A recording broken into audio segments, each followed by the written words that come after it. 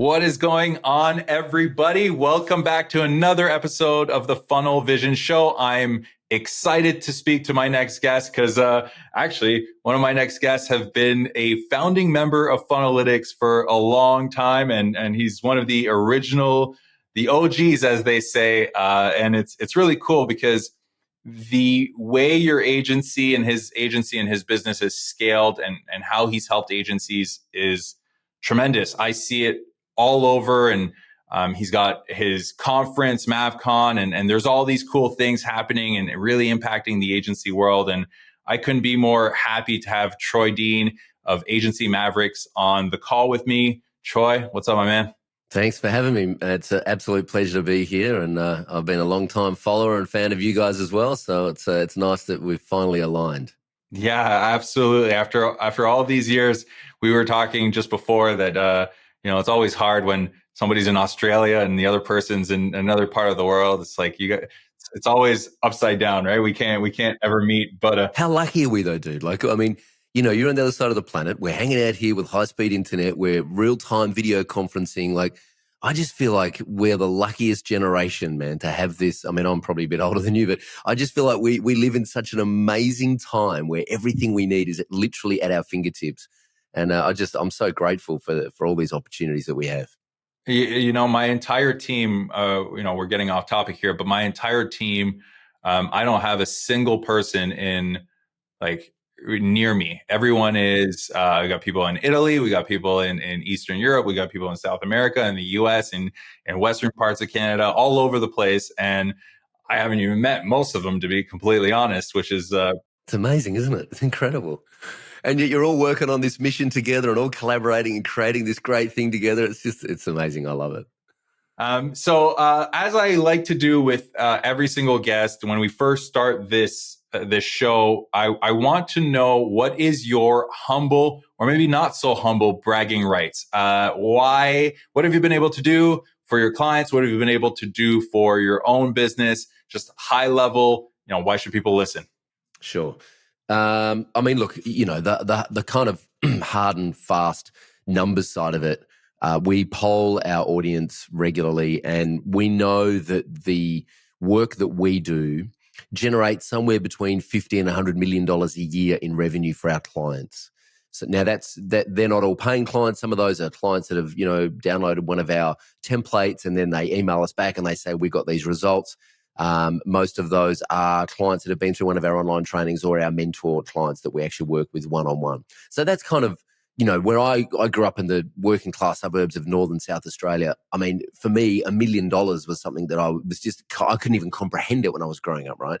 So those kind of numbers are nice. But and I know this might sound a bit woo-woo, but when I go to conferences and I meet the husbands and wives that run these agencies, and they give me a hug because the husband has been able to quit his job, his part-time job, and go full-time in the agency with his partner, working from home, traveling around with the kids, having that lifestyle.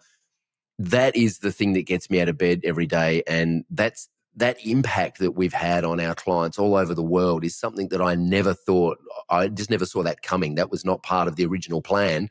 The original part of the plan was just to not have to get a job and to create something that I could just work in and fund myself. So, but I am incredibly humbled when I meet the agency owners that we work with, and I hear the stories of how the work that we've done with them has impacted their lives. And that's that's worth more than any amount of money in the bank account. No, for sure. At the end of the day, in fact, actually, I have these shoes here for those who are watching the video, and for those who are listening to the audio. I have these shoes here, and these are custom made by a mentor of mine. And I had this graphic done over here that says the modern entrepreneur, and basically there's 4 pillars to the modern entrepreneur. There's profit, because yes, we're in business because we want to make some money. But the second pillar is impact. And I think it's super, super important to realize that what you're doing is creating an impact. And that's really cool to hear. So let's take it back a little bit then, because that wasn't the goal. The goal was you want to make some money for yourself. Let's take it back to the beginning. How did Agency Mavericks start? what did you do right before that? Like, what was the journey leading up to it? And then walk me a little through the cycle. Let's zoom in on Agency Mavericks as well. So the quick version is, early 30s. I was kind of lost. I was a voiceover artist and a musician, and I was pretty lost in my life. I didn't really know what I wanted to do, and I started building websites to promote my own kind of creative ventures. And then I just kind of rode that wave of the early 2000s and started building websites for a whole bunch of friends of mine who worked in the post-production film industry here in Melbourne, and then started fell into an agency by mistake, started kind of my own agency by mistake, and then got to a point where I was really tired of going to these conferences and getting all this really generic business advice from entrepreneurs, but no one was talking specifically to agencies. And I was following a couple of guys in the States, namely Brennan Bouchard and Jeff Walker and Frank Kern and those guys. And I decided that I wanted to do what they were doing, but for agencies. I wanted to teach, I wanted to coach, I wanted to put together digital products, but specifically for agencies. So this was the time when WordPress was just booming, and there was this massive community around WordPress. And so I started this thing called WP Elevation, which is how it all started. And we're an online course platform for about, 5 or 6 years. We were just selling online courses. And then I had my first child, and I came back to the business after parental leave. And I decided to stop doing agency work and just go all in on helping other agencies. And so we pivoted from an online course platform to a coaching mentoring platform. And we've been doing that ever since 2018. The reason we changed the name from WP Elevation to Agency Mavericks is because it became less and less about the technology and more about the kinds of people that we were working with. And so we like to work with Mavericks, and we define a Maverick as someone who walks to the beat of their own drum. They're not a rebel because rebels are reckless. Mavericks are responsible, but they're super confident because they know their stuff and they like to do things their own way. They don't like to fit into a square peg into a round hole kind of thing. And so we have a cross section of web design, web development, SEO, advertising, content marketing, funnel agencies, branding agencies. That's kind of the makeup of who it is that we work with. And what do you really find that you assist them with the most? When you look at kind of the ability to scale and grow an agency, usually there's a few pillars that people think about. There's attract. How do I get more clients? There's closing, packaging, pricing. There's more of the operations. How do I get out of the operations? Offers, et cetera. Like where do you kind of fit in the coaching? I assume you touch on all of it, but where do you find your bread and butter? Where do people come to you most with? So the kind of big answer to that question is all of those problems can be solved with structure.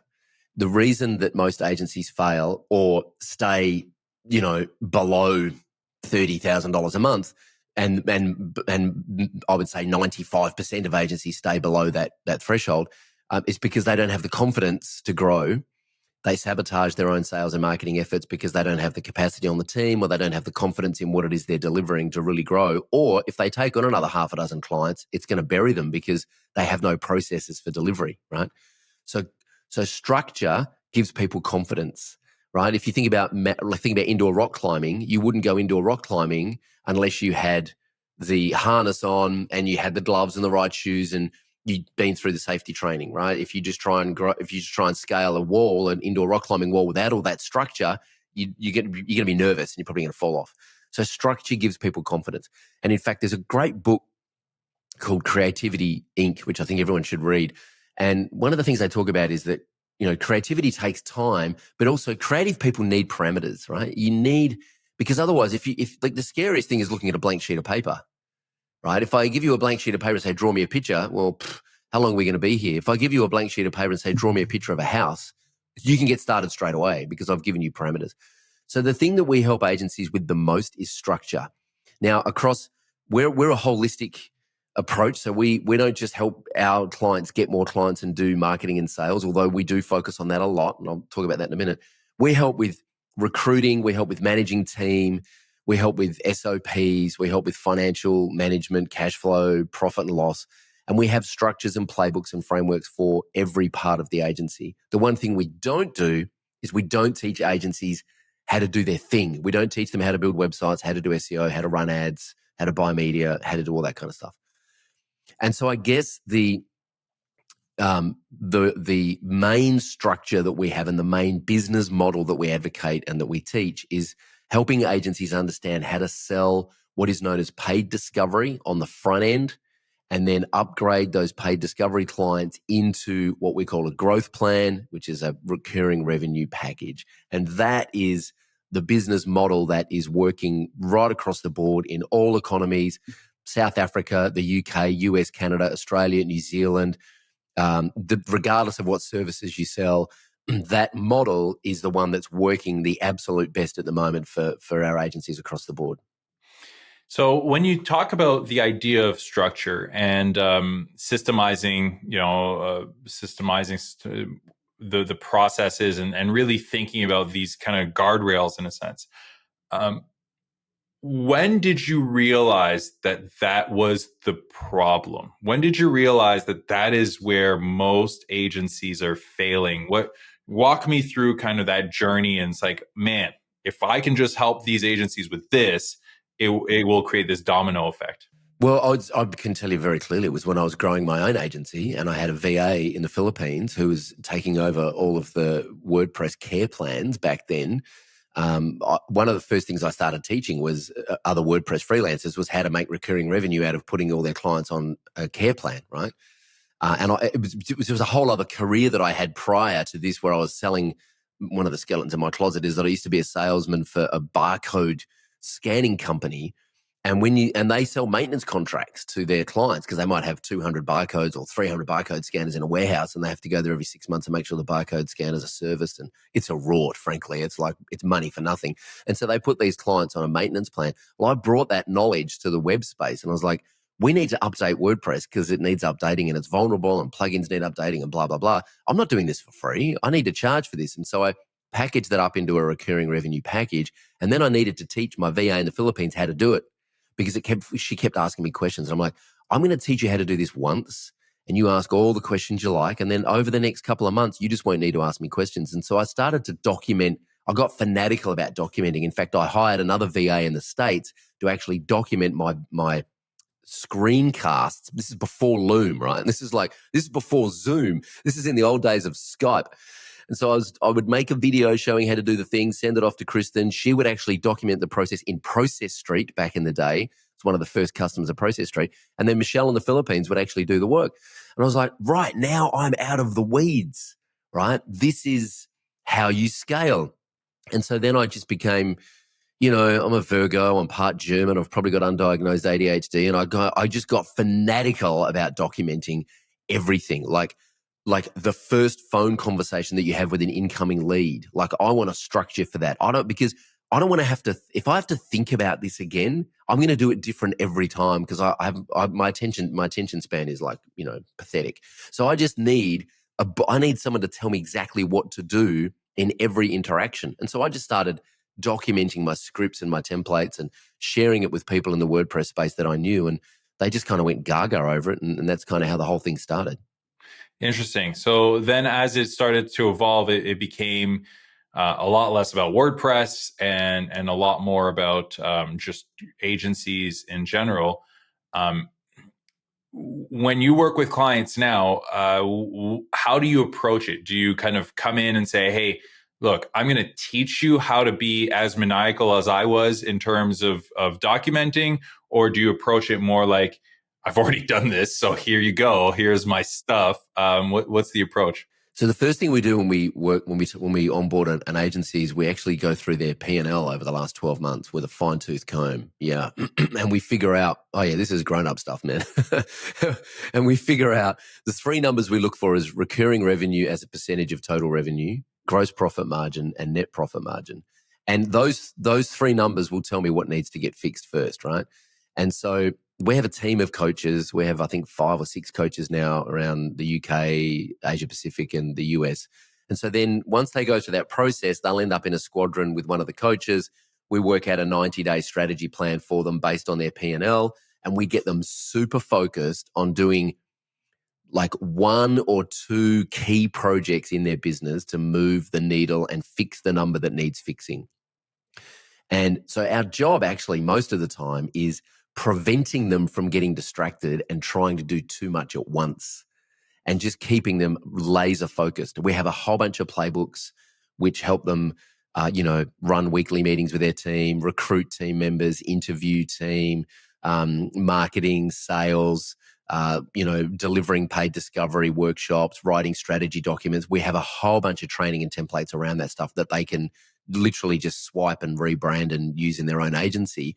But the one-on-one mentoring that we do with them is designed so that they don't get overwhelmed, and every agency is different. So one agency might be focused on, I need to hire another copywriter, or I need to hire another front-end designer because I can't take on any more clients because we're at capacity. So the first thing we do there is we'll dig in and help them fix that gap before we then work on, okay, let's grow your recurring revenue, right? So we think of it as like the playbooks and the trainings and the modules that we have as like Lego blocks, and we just pull whichever Lego block we need in at the right time to get that particular agency what they need so that they can move their needle. So it's quite customized based on where the agency's at.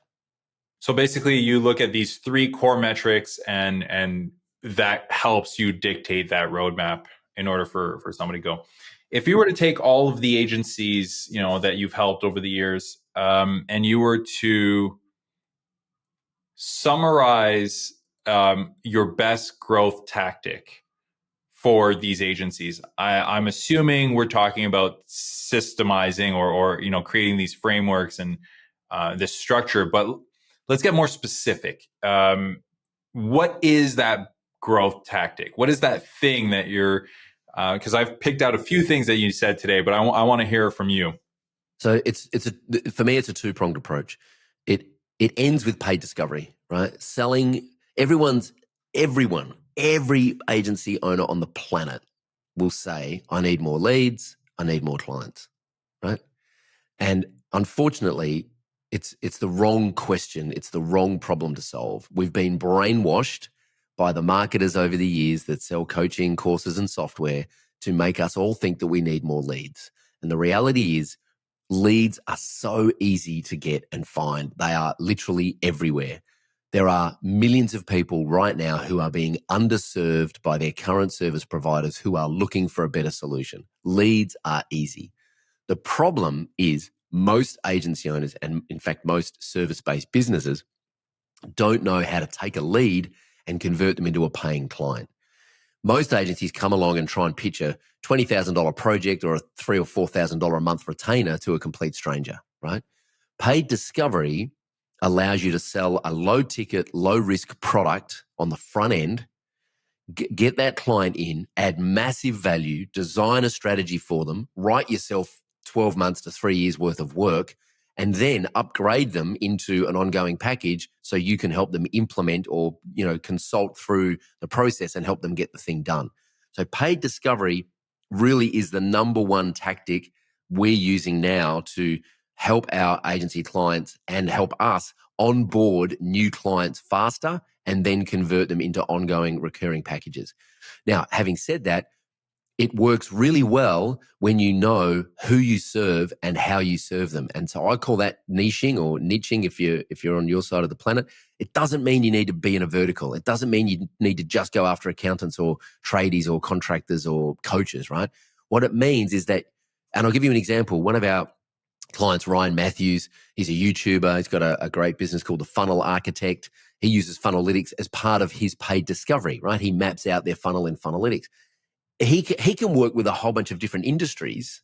His niche is he fixes your funnel. He's essentially a CRO agency, right? He fixes your funnel to help you make more money online, right? That's his niche. The industry is irrelevant. So I think a lot of people think that your niche is the vertical industry that you operate in. It's not. Your niche is what you do and how you do it and the type of client that you work with. And the type of client in Ryan's case is anyone who's generating traffic online and not monetizing that traffic because their funnel's broken, right? Or they don't have a funnel, regardless of the industry. So, and I'll give you one other example. We've got an agency that we work with who's a multiple 7-figure year agency. They just do email marketing for e-commerce store owners, right? Now, it doesn't matter if you're selling, medicinal cannabis or hoodies or cameras. The industry doesn't matter. What they do is email marketing. They do email flows in Klaviyo for e-commerce store owners. That's their niche, right? So a niche is not your vertical. Who you serve is your target audience. Your niche is how you do it, what you do, and how you do it. If you can get really focused on that and just try not to do everything to everyone all the time, try not to be everything to everyone all the time, do less, but do it better. Just get really good at what you do for a specific type of customer and then dial in paid discovery. Man, we've seen agencies go from 400 grand a year in revenue to $1 million a year in revenue in less than 12 months just by focusing on those two things. Okay, I want to dive slightly deeper. I know we're coming up on time, but I've got a couple more questions. So I'm fully with you when it comes to niching down. It's not about working with lawyers or anything like that. It's about the process and the framework. And a lot of times I tell people, does it require your brain, or can somebody else come in and do it? Or another way I like to put it in Funnelytics terms is, can I use the same Funnelytics map over and over and over and over again, right? And you could be working with local businesses, and the way you get them results or appointments is the exact same. So it doesn't really matter because you're using the same Funnelytics map, and I can train my team and all these things. I want to talk about paid discovery a little bit more. Walk me through what that means. So price point of paid discovery, how much would you charge? Are you talking about this as you don't get to talk to me unless you pay for the discovery? Is this like a self-liquidating offer in a sense? I use paid ads and drive somebody and get them to pay me. And then what am I doing during that discovery? Because most people think sales calls are, I'm going to do a discovery call, and then I'm going to do a proposal. That's right. And then I'm going to try to get you to pay me $50,000. Correct. Right? That's right. So walk me through how you flip that model and what a paid discovery really means in detail. Yeah, great. So I'll try and do this quickly because I know we're almost out of time. Effectively, you do your first call with a client, might be a 10 or 15-minute call just to see if you're a good fit. We call that a triage call, right? It's like qualifying the client in or out. On that triage call, if they're not a good fit, just tell them straight up, look, I'm sorry, I don't think we're a good fit, and here's why. The type of clients that we do our best work with look like this. You don't look like that, so I just don't think we're a good fit. Let's part ways as friends. Maybe I can refer you on. If we are a good fit, say, man, look, I think we're a perfect fit. We work with clients like you all day long. We get great results for them. The first way we start is by going through what we call a digital roadmap, otherwise known as paid discovery. We don't call it paid discovery to a client because they don't want to pay for it. Right. So we run you through a digital roadmap. And what that looks like is at the end of the digital roadmap process, you're going to end up with a 12-month plan on exactly how we're going to work with you to achieve your goals over the next 12 months. At that point, you can take that, you own it, you've paid for it. You can take that plan, you can shop it around and give it to other agencies. You can implement it yourself, or you can work with us to get it done. If you choose to work with us to get it done, you can even offer them an incentive and say, we'll credit your investment in the digital roadmap towards the first month of working with us. Some of our agencies do that to remove the risk, and it helps them with their conversions. And then what you do is you run a digital roadmap workshop, which is kind of like a very detailed onboarding workshop where you ask lots of questions of the client and you collect a lot of data from the client.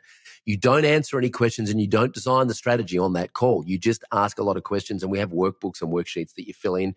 You then go back to your office.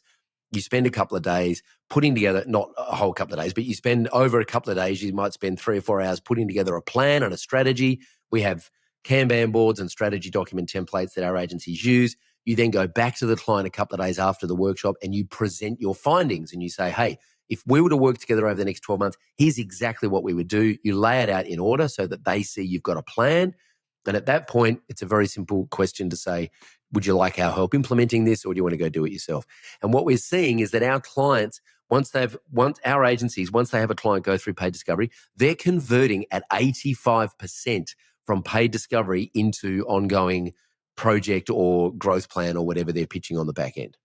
How much you suggest people charge for paid discovery? The sweet spot seems to be around about $1,500 to $3,500 for paid discovery. We've got clients charging 10 grand for it, but the sweet spot kind of tends to be around about that $1,500 to $3,500 mark. But again, you know, we have a 7-figure a year agency that charges $495 for it, and they're just absolutely killing it. They've got a wait list and they're converting at 100%. So, the price is it has to be profitable for you to run it, right? And it has to make sense to your market and not get a lot of resistance. Yeah, it's really an entry offer. It makes perfect sense. Man, this was super valuable, packed with a bunch of insights and information. Troy, where can people learn more? Oh, I didn't mean to ask about MavCon. I know you have MavCon coming up very soon. Tell me high level about MavCon. When is it happening, and why did you even start it? Yeah, 3 days in a hotel room in San Diego, the Spring Hill Suites by Marriott, downtown San Diego, October 14 to 16, 3 days hanging out with other agency owners. The reason we did it is because most of our agency owners work remotely. They work in small teams. They're isolated. They want to get connected. There is nothing more powerful than being in a room with like-minded people for 3 days, sharing your wins, sharing your struggles, sharing your templates, opening up the laptops and getting stuff done. So there's 2 days of training and speaking, and then 1 day of implementation where we just hang out and kind of work like a co-working space and get stuff done. And it's a very impactful event, and we do open it up to people who aren't in our programs to come along and experience it. Excuse me. So they're the details, and yeah, super looking forward to running that again in October. Yeah, and I will make sure to be there as well, because I'm also looking forward to an excuse to hang out in San Diego with you. So that's going to be a lot of fun. Where can people learn more about you, Troy? Agencymavericks.com, and quick plug for the Facebook group. If they go to Facebook and search for the Digital Mavericks Facebook group, it's an amazing Facebook group. We go live in there every week. It's super helpful. It's moderated by Natalie, who looks after it, so there's no spam and stuff in there, and it's an amazing group of agency owners. So the Digital Mavericks Facebook group. Beautiful. I appreciate your time. I appreciate all the insights and all the value you've just shared. Thank you a lot. Well, same, dude. I appreciate what you and the Funnelytics team are doing. Keep up the good work. Appreciate it.